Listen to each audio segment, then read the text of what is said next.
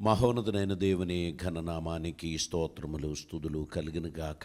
మొదటి యోహాను పత్రిక మొదటి అధ్యాయం 7వ వచనం మనం చదువుదామండి. 1 John chapter 1 verse 7. అక్కడ మనం ఇలాగా చదువుచున్నాం.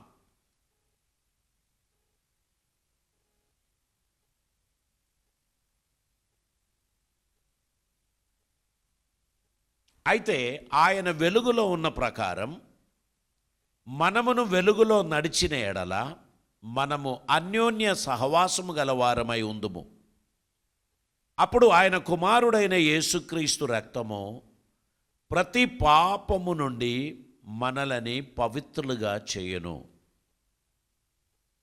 ఇక్కడ మనం గమనించాల్సిన విషయం, ఆయన వెలుగులో ఉన్న ప్రకారం మనమును వెలుగులో నడవాలి. అప్పుడు మనకు దేవునితో సహవాసం కలుగును. ఆయన కుమారుడైన యేసు రక్తం మనలని ప్రతి పాపముల నుండి పవిత్రులుగా చేయను. యేసుని రక్తం మన పాపాలను కడిగివేసి మనల్ని శుద్ధి చేయడానికి ప్రయోజనకరంగా ఉంటుంది అని మనకు తెలియపరుస్తున్నారు. కొన్ని మరకలు ఎంత నీళ్లు పోసినా పోదు, ఎంత రుద్దినా పోదు. దానికి కొన్నిటికి సబ్బు వాడాలి, సబ్బుతో కొన్ని పోతాయి. మళ్ళీ కూడా బట్టలలో ఉన్న మురికి పోలేదు అనుకుంటే మనం అక్కడ క్లోరిన్ లాంటి బ్లీచ్ వాడాలి. అప్పుడు మాత్రమే ఆ మురికి వెళ్ళిపోతుంది. పాపం కడిగి వేయడానికి ఏ సబ్బు పనిచేయదు. అక్కడ యేసు రక్తం అత్యవసరంగా మనకు అవసరం. ప్రభువా, మా జీవితంలో నీకు ఇష్టం లేని సమస్తమును శుద్ధి చేసి మమ్మను కడిగి నీకు ప్రియమైన బిడ్డలుగా మమ్మల్ని మార్చండి అని మనం దేవుని సన్నిధిలో ప్రార్థన చేసినట్లయితే దేవుడు మన ప్రతి పాపమును కడిగేసి మనలని శుద్ధి చేస్తారు. దేవునికి స్తోత్రం. మన జీవితంలో ప్రభు ఆశించినట్లు మనం కడగబడినట్లయితే, ప్రభు ఆశించినట్లు మన జీవితం సమర్పింపబడినట్లయితే అది మనకు ఆశీర్వాదమే. ప్రభు మన జీవితాన్ని గొప్పగా దీవించి మనల్ని వర్ధిల్ల చేస్తాడు. We must have a heart of submission and commitment. మన హృదయము దేవుని సన్నిధిలో సమర్పించడానికి సరిపోయినటువంటిది అయితే దేవుడు మన జీవితంలో అద్భుతమైన కార్యాలు చేస్తారు. దేవునికి స్తోత్రం. ఇక్కడ చూడండి, యేసు ప్రభు వారు తన శిష్యులతో మాట్లాడుచున్నటువంటి సమయములో ఆయన చెప్పుచున్నటువంటి విషయం ఏంటంటే, మీరు మిమ్ముని అద్దములో చూసుకోండి. అద్దములో ఎవరు కనబడతారు? మన అంకుల్ కనబడతాడా? మనమే కనబడతారు. అద్దములో చూస్తే మనకు కనబడేది మమ్మీ కాదు, నేనే. ఈ వాక్యాన్ని అద్దముతో పోల్చాడు బైబిల్. వాక్యం చదువుచున్న విశ్వాసికి వాక్యములో నువ్వు కనబడతావు. వాక్యములో నువ్వు కనబడతావు. నా ప్రవర్తన సరిలేదు, నా మాటలు సరిగా లేదు, నా ఆశలు సరిగా లేదు, నా ఆలోచన సరిగా లేదు. నేను అద్దము చూచి నన్ను క్లీన్ చేసుకున్నట్లు వాక్యము చూచి నా హృదయాన్ని శుద్ధిపరచుకోవాలి. హల్లెలూయా. దేవునికి ఇష్టలుగా జీవించడానికి ఉన్న ఒక నిర్ణయం మనం తీసుకున్నట్లయితే దేవుడు మన జీవితాన్ని ఆశీర్వదిస్తారు. దానికి ముందుగా మనం శుద్ధి చేయబడాలి, కడగబడాలి. ఆయనను అప్రోచ్ అవ్వడానికి ఒక క్లెన్సింగ్ మన జీవితంలో మనకు అవసరం ఉంది. ఆయన మన జీవితాన్ని ఆశీర్వదించి అద్భుతమైన కార్యములు మన జీవితంలో జరిగిస్తాడు. మనము యాకోబు పత్రిక 4వ అధ్యాయం దాని 8వ వచనాన్ని మనం చదువుదామండి. యాకోబు పత్రిక 4వ అధ్యాయం 8వ వచనం మనం చదివినట్లయితే అక్కడ మనం ఇలా చూస్తున్నాం. దేవుని వద్దకు రండి, అప్పుడు ఆయన మీ వద్దకు వచ్చును. పాపులారా, మీ చేతులను శుభ్రపరచుకొనుడి. ద్విమనస్కులారా, మీ హృదయములను పరిశుద్ధపరచుకొనుడి. మనము మన ద్విమనస్సును తీసివేయాలి, మన పాపాలను కడిగివేయాలి, మన చేతులను శుభ్రము చేసుకోవాలి. ఈ కోవిడ్ కాలంలోనే చేతులు శుభ్రపరచవలసిన అవసరతను గురించి మనం విన్నాం. అంతకు మునుపు మేము యుఎస్ వెళ్ళేవాళ్ళం. కోవిడ్ వచ్చిన తర్వాత ఒక్కసారి కూడా వెళ్ళలే. యుఎస్కి వెళ్ళినప్పుడు నేను తరచుగా గమనించింది ఏంటంటే, అక్కడ ఉన్న మనుషులు తరచుగా చేతులు కడుగుకుంటారు, సబ్బు పెట్టి చేతులు కడుగుతారు. ఆ చేతులు ఒక్క చుక్క నీళ్ళు లేకుండా దాని వెంటనే వారు నాప్కిన్స్తో తుడుస్తారు. ఎల్లప్పుడూ డ్రైగా ఉంటారు, వారి చేతులు కడుగుతూ ఉంటారు. నేను ఇక్కడి నుంచి యుఎస్ చేరేదాకా జలుబుతోనే వెళ్తా. రన్నింగ్ నోస్, జలుబు, నిద్ర లేకపోవడం, ఓవర్ స్ట్రెయిన్, ఇదన్నీ నా శరీరంలో ఎప్పుడైతే వస్తాయో నాకు జలుబు వస్తుంది. నేను అక్కడికి వెళ్ళేది జలుబుతోనే, కానీ within 2 days without any medicine నా జలుబు కంప్లీట్గా స్టాప్ అవుతుంది. కారణం ఏంటంటే, అక్కడ వెళ్ళిన తర్వాత వేడి నీళ్ళలో సబ్బు పెట్టి చేతులు కడుక్కోవడం, మళ్ళీ ముఖం తుడిచినా కన్ను తుడిచినా శుభ్రమైన చేతులతో అలా చేయడంను బట్టి అక్కడ అణువులు మనలోనికి రావడానికి, అణుప్రసరాలు జరగడానికి ఛాన్సెస్ లేదు. వారు ఎల్లప్పుడూ చేసే పని అది. ఈ కోవిడ్ కాలంలో మనం కూడా చేశాం. ఎవరికి షేక్ హ్యాండ్స్ ఇవ్వలేదు. ఈ షేక్ హ్యాండ్ ద్వారా కూడా చాలా అణువులు మనలోనికి వచ్చేస్తుంది. సో కోవిడ్ కాలంలో మనం అందరం శుభ్రపరచడం ఎంత అవసరమో అనేది నేర్చుకున్నాం. మనం దాన్ని జాగ్రత్తగా పాటించాం. మన జీవితంలో అది ప్రయోజనకరమైంది. దేవుడు మనకు మేలు అనుగ్రహించాడు, మనల్ని దీవించాడు. ఇక్కడ మన జీవితంలో క్లెన్స్ అయ్యాము, కడగబడ్డాము అని మనం ఎట్లా తెలుసుకుంటాం? ఒకరు కడగబడ్డాడు అని తెలుసుకోవడానికి కొన్ని సూచనలు ఉన్నాయి. ఒకటి, యెహెజ్కేలు ప్రవచనం 36వ అధ్యాయం 25, 26 వచనాలు మనం చదువుదాం. యెహెజ్కేలు గ్రంథం దాని 36వ అధ్యాయం 25, 26 వచనాలు. అక్కడ మనం ఇలాగా చదువుచున్నాం. మీ అపవిత్రత యావత్తు పోవునట్లు నేను మీ మీద శుద్ధ జలము చల్లుదును. మీ విగ్రహముల వలన మీకు కలిగిన అపవిత్రత అంతయు తీసివేసెదను. నూతన హృదయము మీకిచ్చెదను, నూతన స్వభావము మీకు కలుగజేసెదను. రాతి గుండె మీలో నుండి తీసివేసి మాంసపు గుండెను మీకిచ్చెదను. నా ఆత్మను మీ అందు ఉంచి నా కట్టడలను అనుసరించు వారిగాను నా విధులను గైకొను వారిగాను మిమ్మును చేసెదను. ఇక్కడ దేవుడు ఇశ్రాయేలీయులతో మాట్లాడుచున్నప్పుడు చెప్పుచున్నారు, నేను మీలో ఉన్న సమస్త అపవిత్రతను తీసివేయడానికి మీ మీద శుద్ధ జలమును చల్లదను. మనలో ఉన్న అపవిత్రత పోవాలి అని దేవుడు ఇష్టపడుచున్నాడు. నూతన హృదయం మనకు అనుగ్రహిస్తాడు. ఆయన నూతన స్వభావము మనకు కలుగజేస్తాడు. సో దేవునిపై ఆశ్రయం ఉంచుచున్న తన బిడ్డలకు దేవుడు మొట్టమొదట ఇచ్చే ప్రత్యేకత చేంజ్ ఇన్ లైఫ్ స్టైల్. మన జీవితం మార్పు చెందుచున్నది, హృదయం మారుతుంది. నూతన హృదయం, నూతన స్వభావం, నూతన జీవితం. రెండవది హోలీ లైఫ్ స్టైల్, పరిశుద్ధతతో కూడిన జీవిత విధానం. ఇన్సైడ్ కడగబడినది, అవుట్ సైడ్ పరిశుద్ధంగా ఉన్నది. లోపల కడగబడడం, బయట జాగ్రత్త వలన పరిశుద్ధతను కాపాడుకోవడం అనేటువంటిది దేవుడు మనకు నేర్పిస్తున్నాడు. పొద్దున పాలు వస్తాయి, పాలు కాగబడితేనే ఛాయ్ వస్తుంది. నిన్నటి రోజు సింగులో వేసిన ఒక పాత్ర తీసుకొని అందులో పాలు పోస్తారా? పోయారు.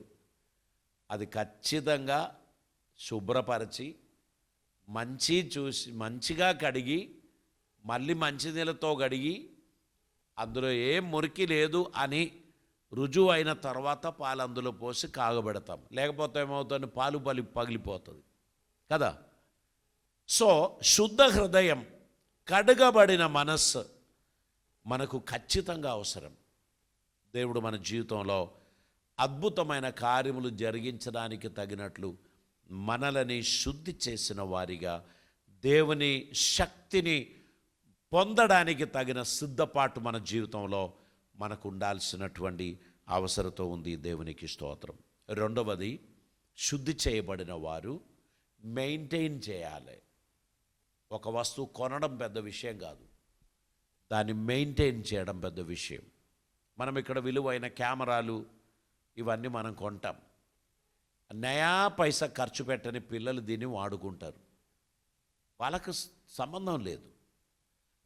అంకుల్ అది పోయింది వచ్చి వాళ్ళు మనకు చెప్పేస్తారు. చెంపకొకటి వేయాలనిపిస్తుంది, కానీ మనం వేయం. ఎందుకంటే ఆత్మీయులం గనక. నిర్లక్ష్యం వలన అది పగిలిపోయింది, అది పనికి రాకుండా పోయింది అనేటువంటిది మనం తెలుసుకున్నా కానీ మన లోక మనుషులు చేసినట్లు మనం శిక్ష ఇవ్వడం లేదు. కాబట్టి వారికి భయం లేదు. జాగ్రత్తగా మెయింటైన్ చేసుకోవాల్సిన వస్తువులు ఎక్కడెక్కడో పడేసినట్లు పడేస్తారు. అది మైక్రోఫోన్ కావచ్చు, మిక్సర్ కావచ్చు, ఇంకేదైనా కావచ్చు. కొంతకాలం తర్వాత వస్తారు, ఇది చేంజ్ చేస్తేనే బాగుంటుంది, అది చేంజ్ చేస్తేనే బాగుంటుంది. వాళ్ళకి న్యాయ పైసా ఖర్చు లేదు. వాళ్ళకి ఇప్పుడు ఇవన్నీ చేంజ్ చేయాలి. కానీ అది కాదు పరిష్కారం. మెయింటెనెన్స్ అనేది చాలా ఇంపార్టెంట్. మీరు డబ్బు పెట్టి ఒక వస్తువు కొన్నారనుకోండి, ల్యాప్టాపే కావచ్చు, ఫోనే కావచ్చు, మీ మనసంతా దానిలోనే ఉంటుంది. చాలా జాగ్రత్తగా దాన్ని మెయింటైన్ చేస్తారు. నిర్లక్ష్యంగా వ్యవహరించరు. నిర్లక్ష్యంగా వ్యవహరించేవారు బాధ్యత లేనివారు. దేవుడు మన పాపములను కడిగి మనని పవిత్రులుగా చేసినప్పుడు మనకు బాధ్యత అనేది ఉండాలి. మళ్ళీ మురికి అంటించుకొని కడుగయ్యా అని చెప్పడం అది సరికాదు. You have to wash your self. చిన్నపిల్లలు 2 సంవత్సరాల లోపున్న పిల్లలను అమ్మకు అడుగుతుంది. వాళ్ళు వచ్చి చెప్తారు, నాకు వాష్రూమ్ పోవాలి. అప్పుడు తల్లికి అర్థం అవుతుంది. తీసుకుపోయి కడుగుతారు. 15 సంవత్సరాలు ఉన్న పిల్లోని కూడా అలా చేస్తారా? చేయడు. ప్రతివాడు తన్ను తాను శుద్ధి చేసుకోవాలి. ఇవ్వబడిన వస్తువులు జాగ్రత్తగా మెయింటైన్ చేసుకోవాలి. అకౌంటబిలిటీ అనేది చాలా ఇంపార్టెంట్. సీరియస్నెస్ అనేది కూడా చాలా ఇంపార్టెంట్. అంతా ఒక జోకు, అంతా ఒక తమాషా. కానీ దేవుడు అది ఇష్టపడ్డు. When you are serious, God will become serious. ఆయన మీ జీవితంలో బ్లెస్సింగ్స్ కూడా అలాగనే ఇస్తారు. మీరు అంగలార్చి ప్రార్థించిన ఆయన నవ్వుతాడు. ఇప్పుడే ప్రార్థించాడు, ఈ పోయిన 6 నెలలు ప్రార్థన చేయలే. 6 నెలలు ప్రార్థన చేస్తాడని నేను అనుకుంటే ప్రార్థన చేయాలి. ఇప్పుడేమని ప్రార్థన చేస్తున్నాడు? అవసరత ఉన్నది, సమస్య ఉన్నది, సహాయం కావాలి, అందుకే ప్రార్థన. అప్పుడు దేవుడు నవ్వుతాడు. మనం ఆయన మేలు చేసినప్పుడు స్తోత్రం చెల్లించాలి. మనకు కీడు సంభవించినప్పుడు కూడా స్తోత్రం చెల్లించాలి. మన జీవితాన్ని వెలిగింపచేసి మనల్ని ఆశీర్వదించి మనకు క్షేమం కలుగజేయడానికి దేవుడు మన గురించి ఆశించుచున్నారు. రెగ్యులర్ ప్రేయర్ ఎవ్రీ డే మనకు అవసరం. అది మెయింటెనెన్స్లో ఒక భాగమే. రోజు పనులు తోముతాం కదా. పళ్ళు తోమకుండా నిలబడి మాట్లాడితే ఎట్లుంటుంది? మన పక్కన ఉన్న ఫ్రెండ్స్ పారిపోతారు కదా. మనకు తెలుసు, మనం లేవగానే పండ్లు తోమాలి, మొగం కడగాలి, మనకు తెలుసు. అలాగనే ప్రతిరోజు శుద్ధి చేయాలి, ప్రార్థన చేయాలి, బైబిల్ చదవాలి, దేవునికి ఇష్టలుగా ఉండాలి, దైవ చిత్తం వెతకాలి. దీనిని మనం శ్రద్ధగా పట్టించుకున్నట్లయితే దేవుడు మనల్ని పట్టించుకుంటాడండి. దేవుడు మనల్ని నిర్లక్ష్యం చేయడు. ఆయన మన జీవితంలో అద్భుతం చేస్తాడు. మనము పరిశుద్ధాత్మ మనకి ఇచ్చుచున్న సూచనలను గ్రహించడానికి తగిన సెన్సిటివిటీ మనలో ఉండాలి. జాగ్రత్త కలిగిన వారిగా మనం నడవాల్సినటువంటి అవసరత ఉంది. మీరు నేను ప్రభుకిష్టులుగా మనం జీవించాల్సినటువంటి అవసరత ఉంది. ప్రభు కార్యం మన జీవితం ద్వారా నెరవేరాలి అని మనం ఆశించాలి. Every day we need a bath. దాంతోనే మనకు శుభ్రత కలుగుతుంది. స్నానం చేసి మళ్ళీ పాత బట్టలు కట్టుకో, అది తీసేసి మళ్ళీ మనము ఫ్రెష్గా ఉన్న క్లీన్గా ఉన్న బట్టలు మనం ధరించుకుంటాం. అప్పుడే మనలో ఆ క్లెన్లీనెస్ పరిపూర్ణం అవుతుంది. ఈరోజు నేను పొద్దున స్నానం చేశాను, సాయంకాలం వచ్చేటప్పటికి మళ్ళీ నాలో చెమటలు వచ్చేసింది, నాలో దుమ్ము అండింది, నేను చాలా పనులు చేసి అలసిపోయాను. రాత్రి నేను పడుకునే ముందు తలస్నానం కాకుండా నేను స్నానం చేసుకొని పడుకుంటే అది నాకు ఆరోగ్యం. అప్పుడు నేను నా శరీరమును మెయింటైన్ చేస్తున్న వ్యక్తి అవుతాం. నిర్లక్ష్యంగా ఉండి గడ్డం పెంచి జడ పెంచి నిర్లక్ష్యంగా జీవిస్తే మనల్ని చూచిన వాళ్ళు పిచ్చోడు అనుకుంటారు. అందుకే మనం లేవగానే అత్యవసరమైన కార్యాలన్నీ చేసి శుభ్రమైన వస్త్రం ధరించుకొని మనం బయటికి వస్తాం. కాబట్టి ప్రతి ఒక్కరు కూడా ఈ విషయంలో జాగ్రత్త కలిగిన వారిగా ఉండాలి. దేవుని ఇష్టం మన జీవితంలో నెరవేర్చడానికి ఉన్న సమర్పణ మనకు ఉండాలి. అప్పుడు దేవుడు మన యందు ఆనందిస్తాడు. మూల వాక్యంలోనికి మరొకసారి మనం చదువుదాం. 1 యోహాను పత్రిక 3వ అధ్యాయం దాని 3వ వచనం మనం చదువుదామండి. ఆయన యందు ఈ నిరీక్షణ పెట్టుకొనిన ప్రతి వాడును ఆయన పవిత్రుడై ఉన్నట్లుగా తన్ను పవిత్రునిగా చేసుకొనును. ఇది ప్రభు ఒక రిక్వెస్ట్ పెట్టింది కాదు, ఇది ఆయన మనకిచ్చినటువంటి ఒక కమెండ్. ప్రతివాడు ఆయన పవిత్రుడిగా ఉన్నట్లు తన్ను తాను పవిత్రునిగా చేసుకొనును. అదొక స్టేట్మెంట్, ఇక్కడ రిక్వెస్ట్ ఏం లేదు. ఆయన పరిశుద్ధుడు గనుక బాంచం కాలు మోక్తా మీరు కూడా పరిశుద్ధులై ఉండండి అని చెప్పలే. ఆయన పరిశుద్ధుడు గనుక మీరు పరిశుద్ధులుగానే ఉంటారు.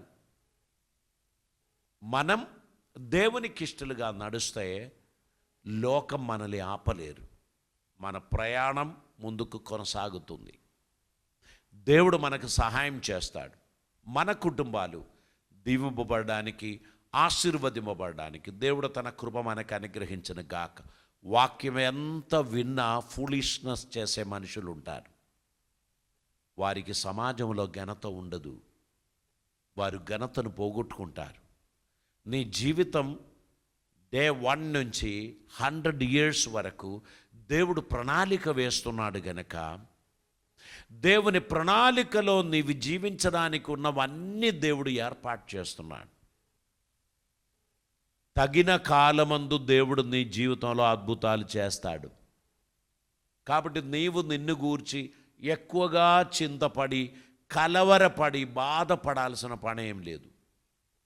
దేవునికి కృతజ్ఞతాస్తులు చెల్లించుకుంటూ ఆయన అడుగుజాడలో నడుచుకుంటూ వెళ్ళినట్లయితే దేవుడు మన జీవితంలో అద్భుతమైన కార్యాలు చేస్తాడు. ప్రభుకిష్టులుగా జీవించడానికి మన జీవితాన్ని సమర్పిద్దాం. ఒక ఆత్మీయమైన శుద్ధి మన జీవితంలో సంభవించినట్లు, మన తలంపులలో, మాటలలో, క్రియలలో, ఆలోచనలో దేవుని భయము భక్తి ఉండినట్లు మనల్ని మనం శుద్ధి చేసుకుందాం. దేవుడు మన అందరినీ ధారాళంగా దీవించి ఆశీర్వదించునుగాక. తల్లు వంచుదాం, ప్రార్థన చేద్దాం. పరిశుద్ధుడైన తండ్రి, కృపామయుడైన దేవా, నీకు వందనాలు. ఈ దినమందు నీ సన్నిధి మాకు దయచేసినందుకు స్తోత్రం. నీ కృప ద్వారా మమ్మల్ని ఆదరించి నడిపించుచున్నందుకు వందనాలు. ప్రభువా, నువ్వు గొప్ప దేవుడవు, అద్భుతకరుడవు. మేం పాటించవలసిన కొన్ని విషయాలు మాతో సూటిగా మాట్లాడినందుకు స్తోత్రం. మేము వాటిని జీవితంలో అనుదినం పాటించు వారిగా ఉండడానికి సహాయం చేయమని ప్రార్థిస్తున్నాం. మా జీవితం నీకు ప్రీతికరమైనటువంటిదిగా, సమాజానికి ప్రయోజనకరమైనదిగా ఉండినట్లు సహాయం చేయమని ప్రార్థిస్తున్నాం. ప్రతి ఒక్కరిని దీవించమని, అద్భుతములు జరిగించమని యేసు నామమున అడిగి ప్రార్థిస్తూ ఉంటున్నాం పరమ తండ్రి. పరమ తండ్రి అయిన దేవుని ప్రేమయు, ప్రియకుమారుడైన యేసు క్రీస్తు వారి కృపయు, పరిశుద్ధాత్మ దేవుని అన్యోన్య సహవాసము సమాధానము మనతోనూ ప్రార్థించిన ప్రతి అంశములతో ఇప్పుడు ఎల్లప్పుడూ ప్రభు వచ్చి పర్యంతము సదాకాలము తోడయుందును గాక. ఆమేన్. ఈ సందేశం మీ జీవితంలో ప్రయోజనకరమైందని నేను నమ్ముచున్నాను. మీ విలువైన సలహాలు, మీ ప్రార్థన అంశములు మాకు తెలియపరచవలసిన చిరునామా Jeevanadi, revival Christian centre, NIT post, Hanamkonda 4, Telangana.